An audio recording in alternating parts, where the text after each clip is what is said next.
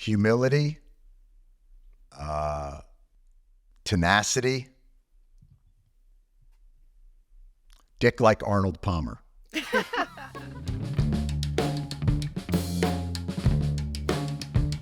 Hello, everybody. Welcome once again to the Weekly Show podcast. My name is Jon Stewart, and we have a week to go, about a little bit more, I guess, than a week. And I got to say, I feel great. I feel fucking great. I think, how could you not? A week to go before one of the most consequential elections of our lifetime, and I have no idea what's going to happen. And we've entered the phase of the election that I like to call the Fellini era, the surreal fever dream where I just turned on CNN and it was all about if Donald Trump actually does like Hitler. And that's always comforting in the run up to an election, is when one of the candidates is, because his general, John Kelly, I'm sure you all understand, his former chief of staff, was out like, yeah, the guy really thought Hitler did a lot of good things. And I was thinking, well, he was a vegetarian, but it's not really what he was known for, I guess is what I'm saying. So that's, and we're in that form right now where it's just a model just came out and said, Trump groped me with Epstein, and somebody else came out and said, Doug Emhoff hit me, and Elon's on stage just handing out $1 million oversized check. And by the way, and I say this with all due respect, the check that he is handing out has picked an in-between. It is not the giant novelty check of the Jerry Lewis telethon, but it is also not the useful check that you might use at a bank. It is a mid-sized check. And generally, the person's name is written on the line that you would put the dollar amount. So really, what are we doing? Can you then put that into the ATM? But the point is, cash rules everything around me. Dollar bills, y'all. To quote, it all really comes down to RZA. It always comes down to the Wu-Tang, because Wu-Tang is for the children. And if there's anything that I can impress upon you in this election, it is that. Wu-Tang is for the children. And to that point, we are going to talk about cash ruling everything around us. That would not have been a good song. Crew? C-R-E-U? No, that's just fucking stupid. That's why I was never allowed in Wu-Tang. But let's get right to it. We're going to talk money, billionaires. Let's do this thing. All right, ladies and gentlemen. So let's just, we're going to get right to it. This episode is going to be the Billionaire Boys Club. And we are happy to welcome into our Billionaire Boys Club Teddy Schleifer, politics reporter for the New York Times, Ken Vogel, also a reporter for the New York Times. Gentlemen, let's stop the niceties. Are we an oligarchy yet? I'm going to start with you, Ken Vogel. Are we, is the amount of money, if we're concerned about inflation in this country, inflation in politics, I mean, it makes us look like Argentina and Venezuela combined, the amount of money in these races. Are we the oligarchy that we fear? I mean, every cycle we've seen an increase in the amount of money that gets spent on politics. What we've seen more recently is a change in the type of money, the type of donations, increasingly larger proportions coming from a smaller and smaller group of super rich donors, and coming in new ways that in some cases make it more difficult to track and increase concerns about the influence of money in politics and big donors in politics, because if you can't even see who's giving the money, it makes it a lot harder to assess the effect of it on the candidates. Teddy, do we have a sense of what these billionaires expect as a return on investment? What is obviously the Supreme Court through certain decisions has lessened the idea of corruption. It has to be explicitly quid pro quo, and it has to be done prior to the act. Now the person can do the act and you can pay them afterwards. So Teddy, what is the expectation from all these billionaires? Proving the quid pro quo is really hard. I mean, if we don't even know the money that's going in, it's even harder to figure out what they're getting out of it. I mean, requires kind of piercing the world of what exactly happened in that Oval Office meeting. What exactly did that billionaire mega donor say to the politician behind closed doors? I mean, look, there are some donors where the quid pro quo is completely in front of the camera. Like if you think about, a lobbying group or an interest group that is donating, let's say the crypto industry is a big player in 2024. Right. There's no big scoop about, what the crypto industry wants out of their donations to various politicians. They want looser regulations on crypto, and right. Or no regulations on crypto. Woe if true. I mean, there is no scandal. I mean, I think the harder kind of edge cases to prove, at least as reporters, are the times when a donor could and let's play the violin for the lowly billionaire here, but some of these mega donors, as partisan and ideological as they may be, legitimately think that their giving is capital P philanthropy. Like if you talk to, yeah, I mean, we can debate if that's true or not. I mean, at a technical level, oftentimes it's not, because these are not donations to the Red Cross or a 501c3. But is it a quid pro quo if you genuinely believe that free markets are the antidote to American poverty, and that if only we had more tax cuts, we would lift millions of people out of the poverty system, and if it happens to benefit you as well, and it kind of happens, right? Sure, and obviously to liberals, like, they would never see what Charles and David Koch did as philanthropy, but you talk to some of those donors, and as reporters you do, like, they genuinely do, and frankly on the right, if you are watching a liberal donor give charitable money that just so happens to register Black voters in Detroit, Philadelphia, and Milwaukee, like, a liberal donor might say, hey, I'm just helping people vote, right? If you're a Republican, you see that and you're like, that is not philanthropy, that is BS. So those are the quid pro quo types that are really hard to prove. Well, we're so, it's so accustomed to this idea, if you think about the Illuminati fever dream, that is, what people think about money and politics. And the general, from what I have seen, is this idea that George Soros is the only billionaire in the world who puts money into politics and pulls strings. And then you step back to realize, I mean, for God's sakes, on the right, it's shocking to me how much more Trump's campaign is aligned with billionaire donors. I mean, he's, from what I can reckon through some of the weave that he does, he's the populist.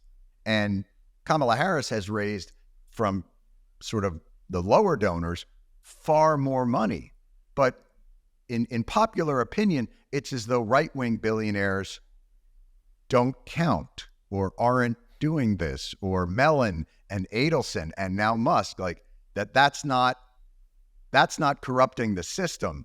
Only Soros corrupts the system. Is that the general tenor of the public?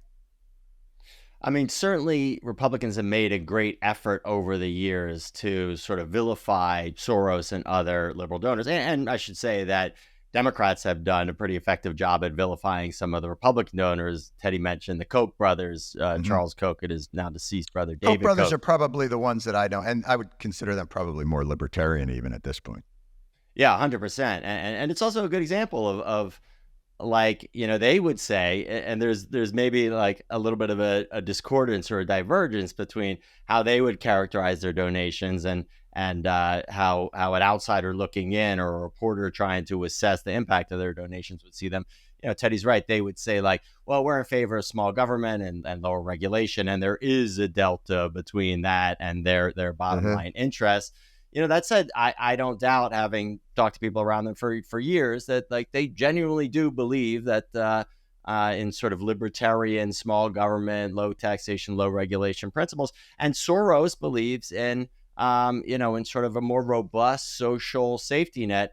Soros has been perhaps, Soros and the Koch stand out as like among the more effective donors on either side, as far as like really systematically giving their money to build particular capabilities on their respective sides to help their sides win both elections and also policy debates. as to the irony, I guess, of Trump, this populist who claims to be trying to disassemble the system, getting all this money from people who benefit from the system. I mean, it is a great irony. And initially, when he ran in 2016, most of these folks, the billionaires on the right, the traditional Republican donor class, were pretty leery of him and kept their distance from him. And it's not like he's necessarily like, I mean, the thing that he's done that really suited their interests were the tax cuts. It's been interesting to watch some of the folks who've had like different justifications for like, okay, I'm not going to give to him, but I'll give to some of the outside groups on the right that support a guy like congressional Ken Griffin candidates. that might not, Ken Griffin of Citadel, he might not give directly to Trump, but he'll throw $100 million into these down ballot races and things like that. That's a great example. Or I reported earlier this fall that, for instance, Peter Thiel, who has pledged to not get involved in the presidential election and has pledged to not support give to a Trump super PAC, and he has serious misgivings about Trump. Peter Thiel did manage to donate to a pro-Trump legal group that is sort of helping, justify or helping Trump push back against, what they see as lawfare. And you can kind of twist yourself into a pretzel to sort of find ways to justify being involved. Because I think one thing from Ken and I, both of our reporting over the years, is like there's nothing these people hate more than being irrelevant, right? Like if you want to be a Republican player, like, to be clear, like the Republican Party is about Donald Trump, and like, sure, you can go donate $20 million to help Larry Hogan in Maryland, and do you have to say it like that, Teddy? But no, I just think that I think it's going to be, if Trump is to win, like I think a storyline that's always fun is like who funds the inaugurations, because all those contributions are just penance. It's like, well, I did not help Trump and he won anyway. Now it's time to make a tax deductible, often, donation to some sort of. I will give them all the shrimp they can eat for the inauguration. It is true. You said, the one thing they hate is not to be irrelevant. The other thing that they seem to hate is to be known. It's sort of this weird dichotomy. I guess they want to be relevant within the circles of the power brokers, but boy, are they allergic to being named and having a light shown on just how much fucking money they're pouring into these races. Yeah, and I'll say, John, I think you were talking about the kind of the way that the left mega donors are different than the right. Yep. I do think liberal givers and liberal billionaires have gotten better over the last 4 years at hiding their giving. And like it's funny because there's every couple of days now, frankly, there's Federal Election Commission filings, right, which show they're supposed to be the sunlight everyone's waiting for. You're going to see democracy dies in darkness, Teddy. I don't know if we knew that. That's not the other paper, yes, but you expect you'll see here's all the money that comes in, and for instance, the main Democratic super PAC this cycle is called Future Forward, and they've spent hundreds of millions of dollars to elect Kamala Harris, and actually the biggest donor to Future Forward is not, George Soros or Tom Steyer or any other liberal billionaire any listeners heard of. It's actually a nonprofit entity that is also run by Future Forward, which in turn does not disclose its donors. So so it's sort of like, and yes, Future Forward's nonprofit has real people that donated money, but you'll never know who those people are. So and it could be George Soros, but it could be George Soros, right? We'll never know. And just piggyback on that, Teddy and I and other reporters spent a lot of time trying to pierce this veil. And the fact of the matter is, if you have good lawyers and discreet operatives, there are ways to structure these giving arrangements, these dark money giving arrangements, such that we will never be able to find out. And sometimes some of it leaks out years later. I remember there was a Koch brothers case where one of the key Koch brothers operatives was engaged in like a contentious divorce, and his wife in the divorce filings ended up disclosing a bunch of stuff that allowed us to piece some things together. Or, years later, we were able to determine that a lot of money was coming into sort of the extra party infrastructure of the left and the Democratic Party from this Swiss billionaire named Hans-Jörg Wyss. And it was because a memo showed up in a WikiLeaks leak years ago that allowed us to put some of this together. But again, without sort of anomalous incidents like that, there's no reason that we would ever know. How incredible in a divorce case would be one of the filings is who gets custody of our democracy? Which one of them will get custody over the Senate or something along those lines? But it's interesting. You guys bring up a point. We talk about the populism of Trump, yet billionaires dominate. Let's talk a little bit about the way that the left, everybody that I've ever spoken with on the left is money is ruining politics. We have to get money out of politics. And by way of anecdote, I think we had Nancy Pelosi on The Daily Show. This was maybe 10 years ago, 12, 14. It was a long time ago. And still, got to get money out of politics, all that. And I don't know if she was the speaker at that time or maybe the minority leader or maybe the majority leader. I don't recall. But in talking about having to get money out of politics, I said, well, that's, it's funny you mentioned that you raised $32 million in the last quarter. And she said, well, you can't, you got to fight fire with fire. You can't just disarm unilaterally. And I said, right, but if the point is money corrupts politics, even if you have to play along, how does that corrupt you or the left? And her answer I thought was revealing. She said, it doesn't. She said, no, it corrupts the right, but we have somehow managed through, I don't know what it is, sheer will perhaps, not to be corrupted by it. And is that the attitude that you've seen from the left? They decry Citizens United. They decry the McDonald case in Virginia that sort of dumbed down corruption and bribery laws and money in politics, but there seems to be no will. And the money that they get apparently has no effect.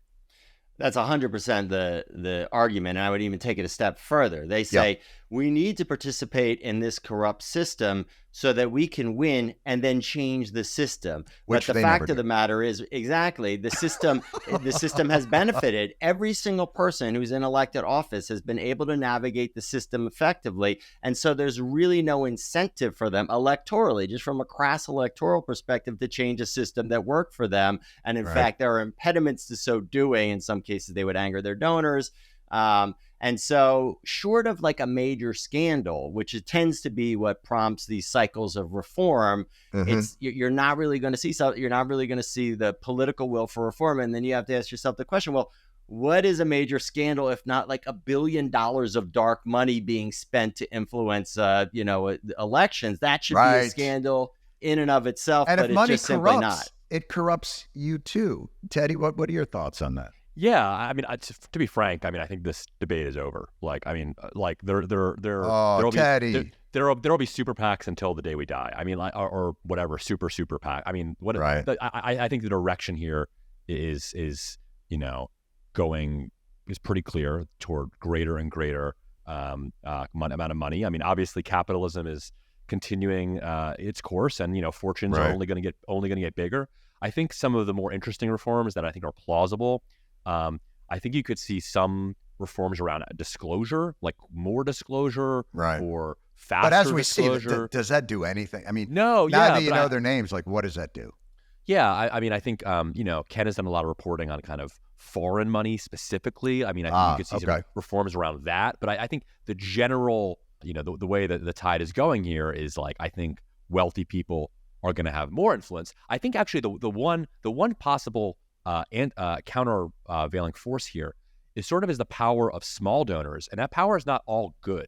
But there's some interesting incentives that have been presented by sort of the digital fundraising and technology boom over the last couple of years. Right. That might be the antidote to the power of big donors, is the power of small donors. Though, frankly, like, I think there's a good intellectual debate that we can have if we want about like which kind of America we would prefer, like an oligarchy run by big donors, or sort of a direct democracy where small donors who are well-meaning people but have the same problems as any human beings do. Whether we want that America, because that America has drawbacks also. Well, if you're looking for a good intellectual debate, Teddy, I'm afraid you're on the wrong podcast. So you're going to have to. We're going to have to switch things up. But it does remind me. I'm just trying to think of. I remember McCain-Feingold. You remember the days of McCain-Feingold? Feingold, the progressive, McCain, the, conservative, classic conservative.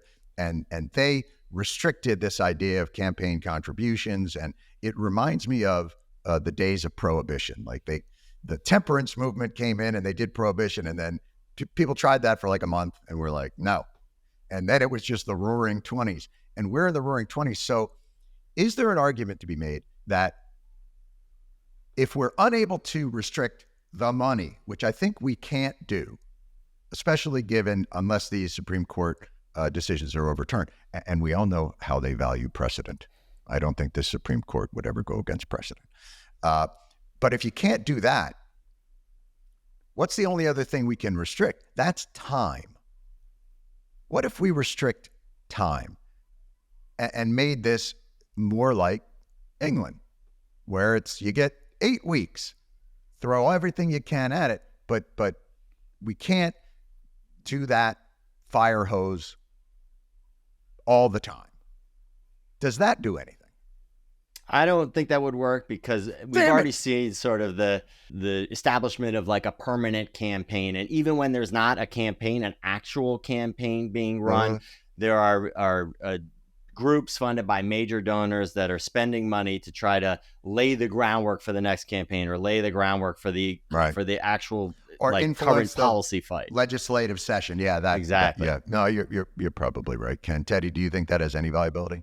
I mean, we kind of saw this year, right? We saw a snap election where Kamala Harris took over in July of 2024, and in fact, it unleashed more money into the system. Right. And the other thing that I keep in mind here is so much of the money in politics really comes at the end, like right now. Like if you look at, how much super PACs raise in like October, or frankly, just campaigns from small donors who are, nervous or anxious or, energized about the election and donate at the very end. So in fact, like some of the early money in a presidential race is like, is the peanuts. I mean, are the peanuts there? I mean, we really see a lot of the big contributions come at the end. So there's always going to be, a lot of money that's spent at the end, and frankly, like to make a argument for the billionaires, if I'm playing that role here on this podcast, please, like you don't have to play it, but go ahead. Elections are important. Like, I mean, this is a very basic point here, very much so. And the system is what it is, and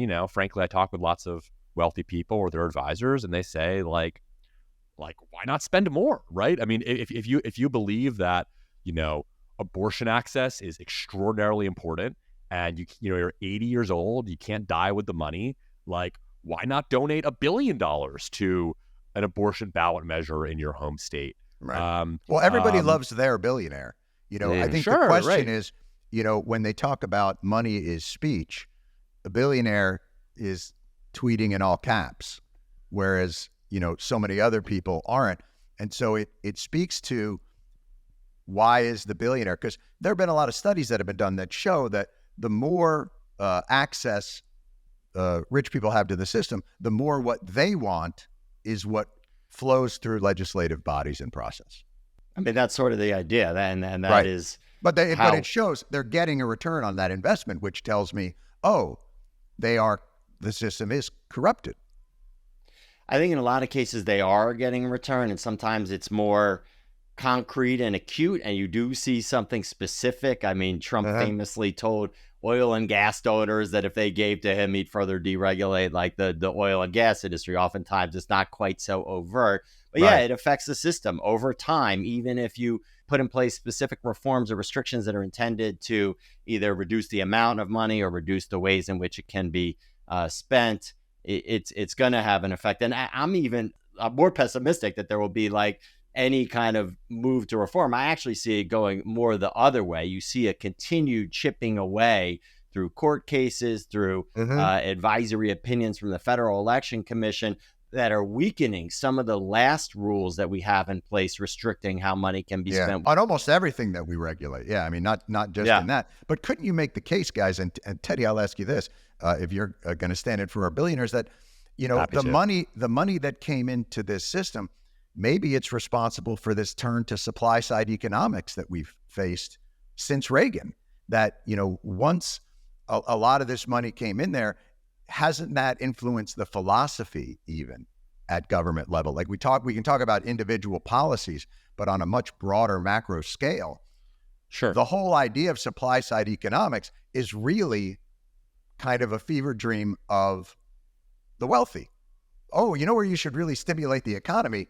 To us. And we will trickle it down. Keynesian feels like a more populist sentiment.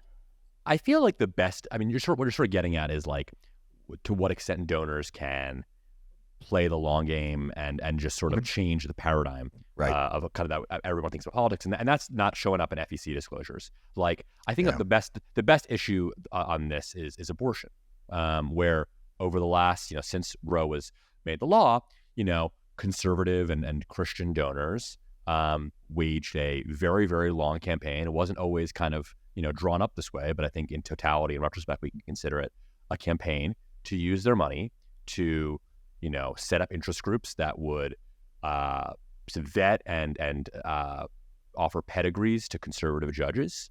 And then, that conservative judge could have a protege who has a protege who has a protege, and suddenly Gorsuch is on the court, and suddenly there's, Trump's elected, and there's people to overturn Roe, and that's how kind of change happens slowly. And they've got their billionaires. That's an interesting point, Teddy, because it is, we're talking more broadly about like, oh, it's these super PACs and they're running these commercials, but each of these issues has, in some ways, their own patron saints. You've got Leonard Leo and Harlan Crow, who are, billionaires on the right, who are, taking judges out to shoot quail in tiny boxes and then getting them on the court. It brings up an interesting point. Like, what are the ways that billionaires influence, right, that aren't so obvious to us? The example would be Harlan Crow, Leonard Leo, but also Rupert Murdoch. Donald Trump has said, or Elon Musk, or Elon Musk. Sure. Right. So, right. What do you see on that realm? Kind of those the things that billionaires and money do to the system that we don't think about as directly. Yeah, I mean, I think there's a lot of good examples of this in the world of philanthropy, which I write about also. Having a lot of money and spending a lot of money, even on charitable causes, is a form of kind of soft power. And a good example of this is, let's take Sergey Brin, who's one of the co-founders of Google. Okay. Sergey Brin had a family member who had Parkinson's. So Sergey Brin has spent, and I think has become one of the largest individual donors of research to cure Parkinson's, a worthy cause, yada, yada, yada. A critic might say, why is Sergey Brin, with his, $100 billion fortune, getting to decide what disease it's being spent on? Who said Parkinson's? Why not Alzheimer's? Why not skin cancer? Why not breast cancer? And that these kind of public policy questions about how we as a society decide which disease we go after, which is like a public, health question, are being decided by private philanthropists. Let me ask you a question, Teddy, because to clarify this for myself, but he's not, is he dictating to the government that our tax money goes to Parkinson's, or is he himself funding this through his largesse? Because I do think those are two separate questions, and one that I would feel very differently about one or the other, I think. Well, I think it's the latter. It's through his private giving. But is Sergey Brin out there? I mean, this is an exact question I'm not going to know the answer to, but is Sergey Brin out there right now calling for, his taxes to be raised because we need to have more federal government spending against Parkinson's? Or is he kind of fine with him being, in charge of Parkinson's research for the United States government? I'm exaggerating, but only a bit. Like, they're kind of, the question is the private power that wealthy people have, is that at odds with kind of a strong federal government that, takes care of everybody, and frankly, is also accountable to voters? Like, no one can unelect Sergey Brin from Parkinson's research. Right. Well, this brings up, listen, and I think you brought up a really interesting point. And in some ways, hasn't that been the dynamic that we fought against for the entirety of our history? And Ken, I'll throw this to you. Think about when the government in, I think, the 20s was failing, and they went to JP Morgan directly. Like, their idea, this is before FDIC and before a social safety net is in place, and you've got we need money. And so what do? They turn to a banker and go, hey, man, you don't have $1 billion lying around, do you? And so we put in place all these measures of the government so that we're not reliant on this kind of largesse. But are we kidding ourselves? We all know of the robber baron era and the excesses and the undemocratic and anti-worker results of that era. And we put in all these different checkpoints. Are we kidding ourselves that it's any different than what it's been since then?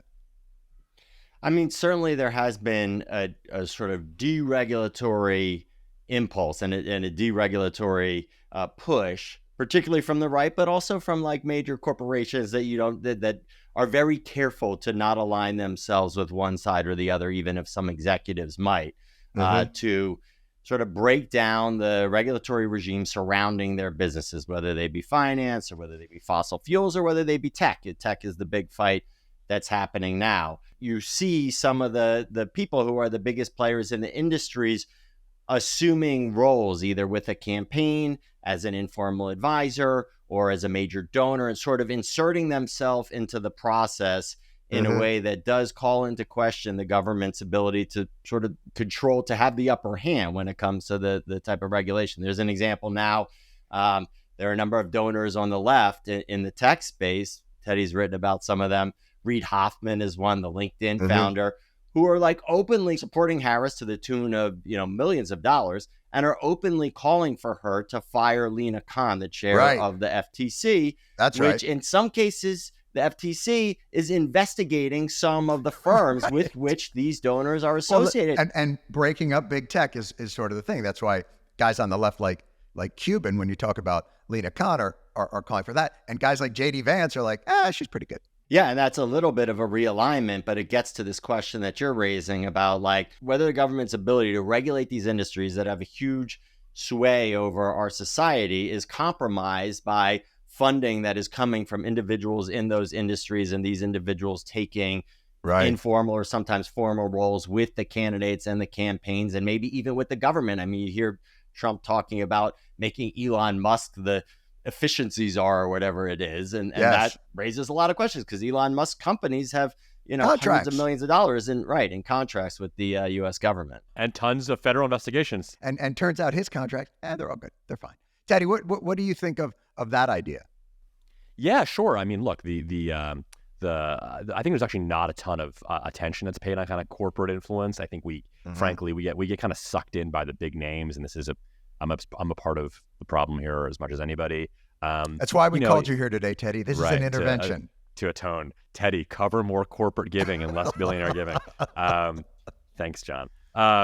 Look, I mean, it's hard. To give myself an out here, it's hard. Like companies are good at this. They're sending a staff member in a personal capacity to a retreat in Jackson Hole, and they're giving. Yeah, you're not allowed to accept a book or a ticket, but you are allowed to go on a ski trip with 10 of your best friends from Raytheon, and I mean, it's crazy. Or they're funding think tanks, which are putting out white papers that influence the debate on the issues that affect them most. Or, they're paying lobbyists, an army of lobbyists to go in and, shop these white papers. And so that, the corporations are more careful. They're sort of allergic to controversy. They don't want to be seen as siding with one side or the other, but they are currying influence in a more systematic, long-term way that gets at some of the stuff that you're talking about, John, about like just shaping the debate gradually over time such that they, in some ways, from an outside perspective, appear to be like dictating the terms of the regulations that affect their industry. And as we tighten down into this election window, the decisions seem to be coming fast and furious from the candidates directly. Donald Trump, I'm going to ban TikTok, Chinese influence and spies. And then his big donor is like, I'm an investor in TikTok. It's like, I love TikTok. I love dancing. You should see me do the dance with the arms. I'll put it on TikTok. Kamala Harris, same thing with crypto. EVs. Now Musk is on board and Trump is like, I got to tell you, the EV. So now it almost seems the shame of it is gone. Yeah, I kind of find it almost, there's an element of it that I find gratifying or at least, I don't want to say charming, but affirming of kind of your preconceived narrative. So that's always enjoyable. Where Trump, let's take him at least. He has been remarkably candid, I guess you could say, or explicit about sort of the transactionalism. Ken mentioned that dinner where he offered a gajillion dollars to oil executives if they Right. gave him $1 gajillion, or EVs, or Trump on crypto as well, frankly. He, like, typically there's this like game that's played, right, where you don't appoint somebody to a position because somebody gave you a bunch of money and they have influence, but like Trump is just like, nope, here it is, here's the quid pro quo. And by the way, from the very beginning, when he first ran in 2015 and people were calling out his donations to Democrats as well as Republicans, and he just he would admit it. I give to them because they do what I want. Right. And so he's the one who's doing what they want. And by the way, was brilliant. When he first came out, I thought it was so interesting is what he did is he exposed the reality of the transactional nature of our government. The system is rigged against you. I know. I helped rig it. I benefit from it. I do that not now. To his discredit, he didn't dismantle that rigged system. He just rigged it more for him. It's more, he wants the swamp, but more in service of his interests. But maybe, and this has been really helpful, guys, by the way. And maybe this is the broader question then. And I think Teddy just referenced it when he was talking about sort of corporate influence. We think a lot about the structure of our government and its checks and balances, and the founders in their genius designed a system that would not allow any kind of section of the government to garner more power than another, and that balance would keep the executive, judicial, and legislative would keep in there. But there's this fourth tent post, this fourth leg of the chair that is corporations and corporate power. And there is no grand design by the founders over how to check their influence, how to balance their influence, but their influence is vast, and it gets us into globalization, which hollows out the infrastructure and manufacturing in the country. It gets us into a financial disaster in 2008. How do we effectively counter? And all we've really done is just said, okay, they're people and they have, and all their money is a right to free speech. But what is in the system to balance and check that? And is government maybe the only entity on earth that has the size and power to effectively balance it?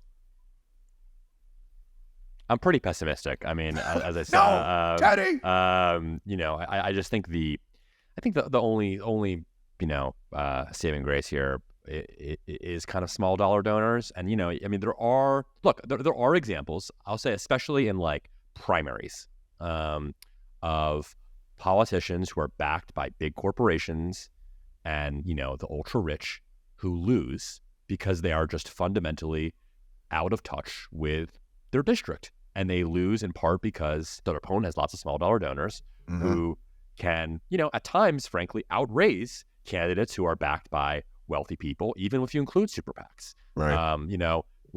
But it's an unusual. It's not happening in a presidential race. I think the Mike Bloomberg campaign of 2020 is something that people reference all the time on this, right? Where it was a Democratic primary, to be clear, but Bloomberg was one of the richest people in the world and spent $1 billion of his own money and got absolutely creamed.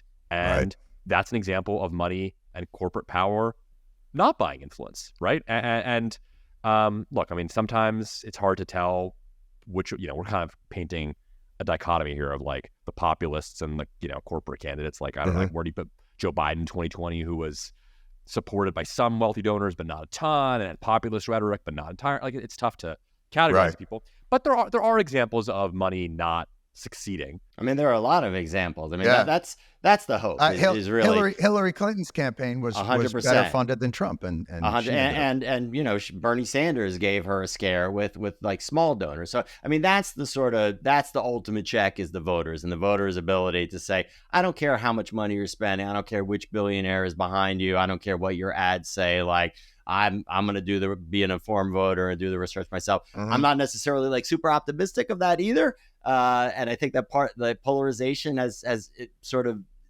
diminished the ability for that to be a check. And I do think that the small donors are also not necessarily the answer, as Teddy sort of hinted at. Like, small donors, they give and they sort of reward the extreme partisans on either side. They're sort of tribal in a way that, like, maybe big donors in sort of a perverse sense are a little bit of a moderating influence. It's not as nihilistic.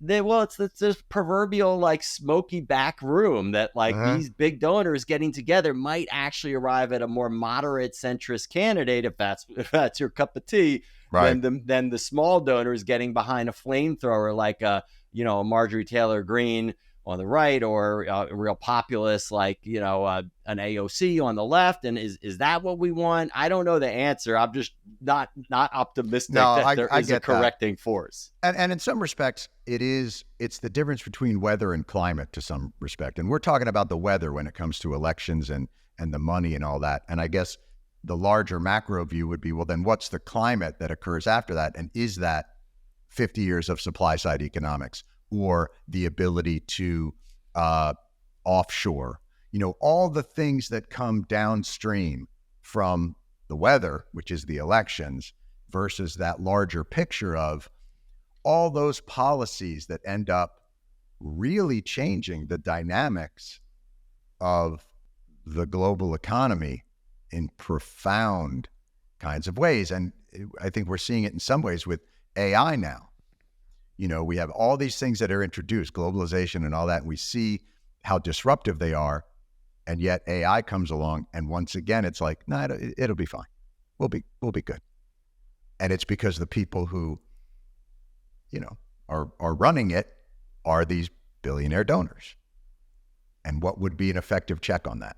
I mean, government tends to move more slowly than the private sector, and so in some of these like emerging fields, like the combination of the sort of like puzzling nature of some of these new fields to government, that they're just not like, it's I forget who that was, it Chuck Grassley. It was one of the Republican senators who famously referred to the internet as like a series. Oh, Ted Stevens. Right. Yeah. You went after this. It's a series of tubes. A series of tubes. Right. So they don't understand it. And the entities that are sort of pushing it, the corporations and the people around it, do understand it. And they have a lot of money to spend influencing it. And they sort of try to get out front and say, look, we got this. We're going to self-regulate. We're going to tell you what the proper regulation should look like. And oftentimes, just by definition, because they're moving faster, they're able to like outpace the government. Of course. By the time that the government is able to sort of gather itself and figure out like how they're going to approach it, it's kind of already too late. Maybe that's what's happening a little bit with AI. There was a great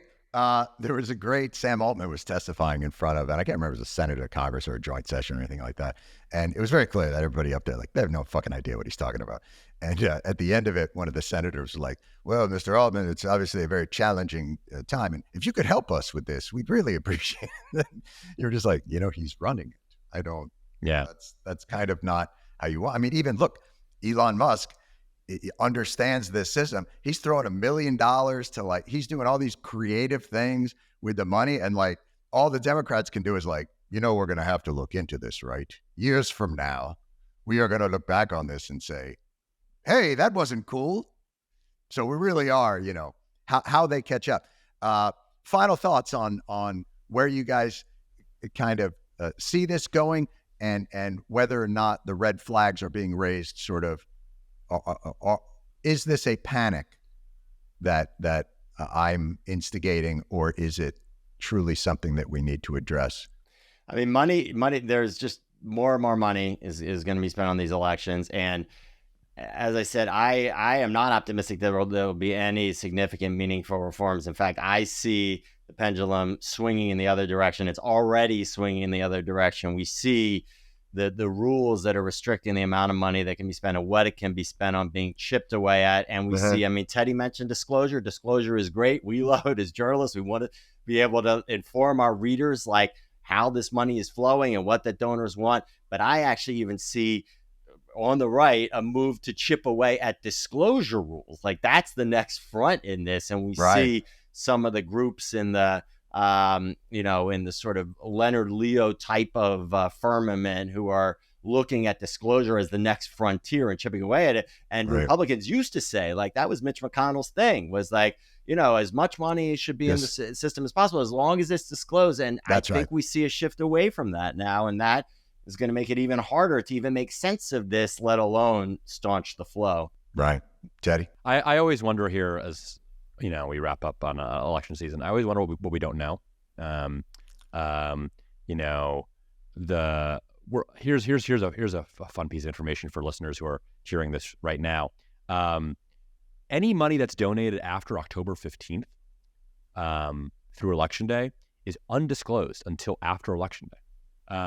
So I always wonder, you always wonder what you don't know. Like, is there some entity that's going to be started tomorrow that some billionaire is going to put in $500 million, going to start, doing some interesting hijinks in a swing state, and you're never going to know about it until after the election? Or frankly, maybe someone started a 501c4 dark money organization that will never be public really in any meaningful way until, next year or maybe ever, and you'll never know about it. And as a reporter, that's the nightmare scenario to some extent. I think as a democracy, maybe that's the nightmare scenario of just like, you never really knowing, and it just being totally unknowable until someone's, in a grave and feels gratified they pulled a fast one on everybody else. I mean, that's kind of a possibility. And yes, there are watchdogs and there are good reporters and there's investigators, but it always feels like the world of the wealthy is like a step ahead here. And it's sad to be playing a losing hand, but I kind of feel like it's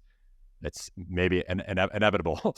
I appreciate though you guys being there, and if there are two people who are out there fighting against the tide and fighting for disclosure and things like that, it's you two, Teddy Schleifer, politics reporter, New York Times, Ken Vogel, also of the New York Times.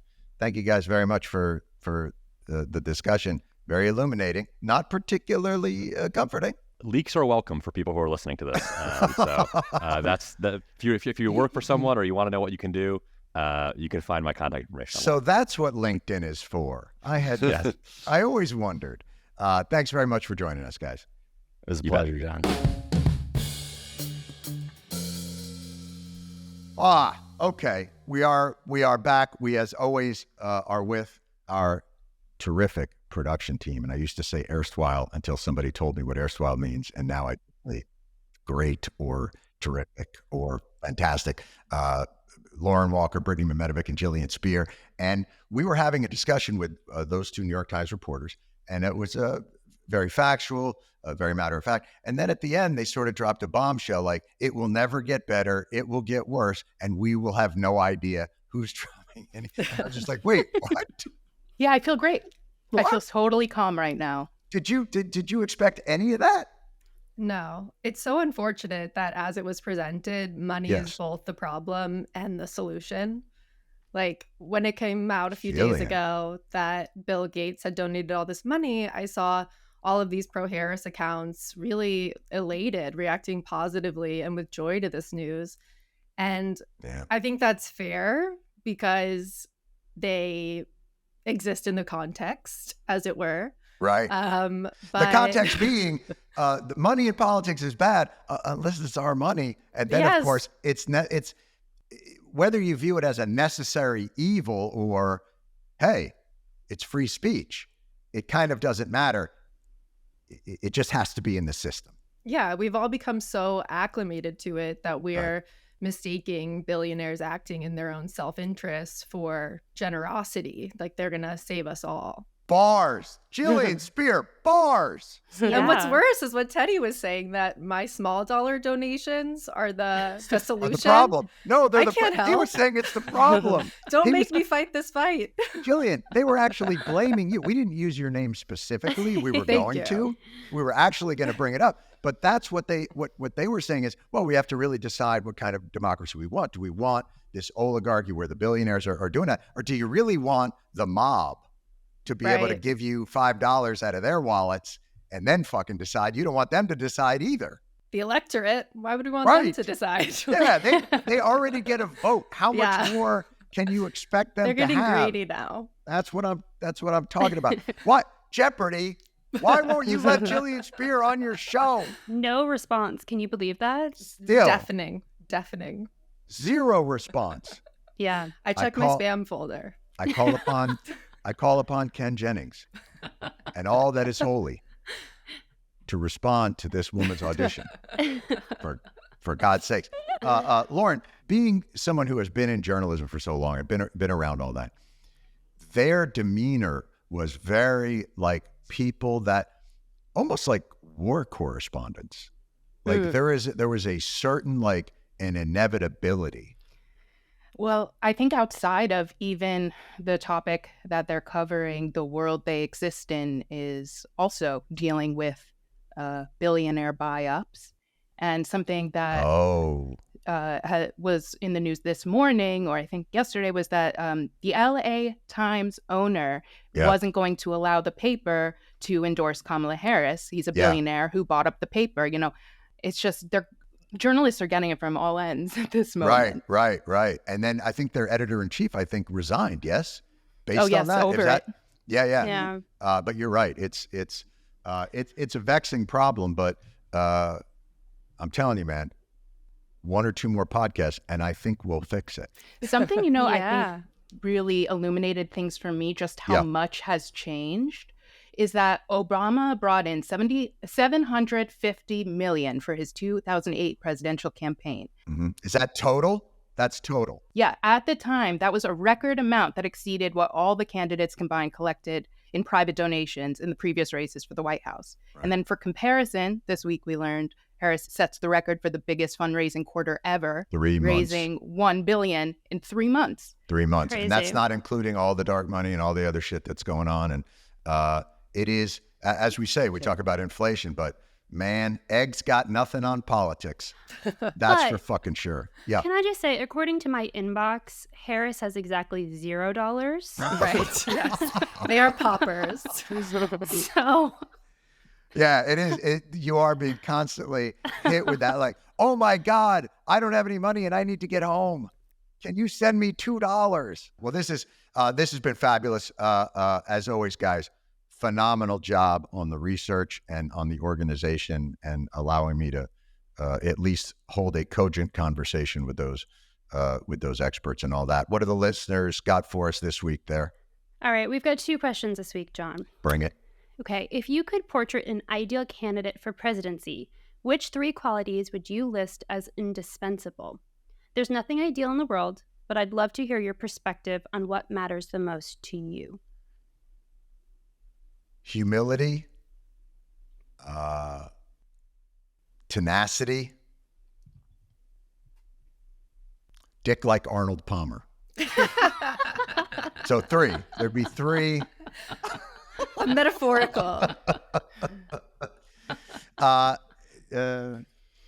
trying to think of this. I went to the joke one, but and courage. Yeah. I think those are, character is destiny, and I've always felt that way. And I think that you're not always going to get the right outcome with those kinds of qualities, obviously, but more often than not, your process will get you a better product. And I'm hoping that means something, but we'll see. That's a good one though. That's a good question there. What else? What's the next one? I'm a little scared now about the next one. Me too. Uh-oh. For HR purposes, I'd like to clarify that this question is from a listener. No, this is terrible. Yeah. Do we even have HR? I don't even know. I think it's you, honestly. Oh, all right. Fair enough. You've been promoted. Yeah. All right. Is John aware he is a certified DILF?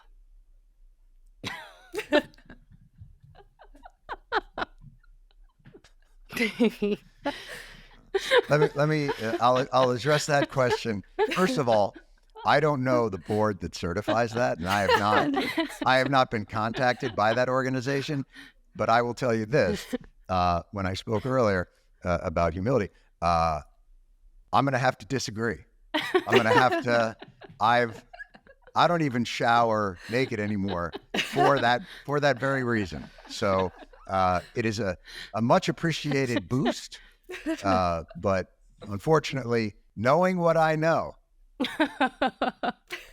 I vehemently disagree. But that's lovely. But keep the damn questions and things coming on and the insights. Brittany, how would they do that? Yeah, we actually got a question. Somebody said, how do they ask us questions? Oh, great.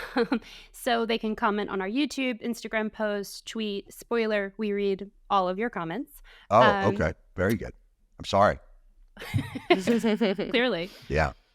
Twitter, we are Weekly Show Pod. Instagram, Threads, and TikTok. We are Weekly Show Podcast. And please like and subscribe our YouTube channel, The Weekly Show with Jon Stewart. Boom. Thank you guys very much again. Lead producer Lauren Walker, producer Brittany Mamatovic, video editor and engineer Sam Reed, standing in for Rob Vitola, who is on a paternity leave with a new baby. So deliciously cute. Audio editor and engineer Nicole Boyce, researcher and associate producer Jillian Spear, executive producers Chris McShane, Katie Gray. Thanks so much. So we will see you guys next week for our final episode before the election. And appropriately enough, it's around Halloween, which, what's scarier than that? So, all right, guys, see you next time. The Weekly Show with Jon Stewart is a Comedy Central podcast. It's produced by Paramount Audio and Busboy Productions.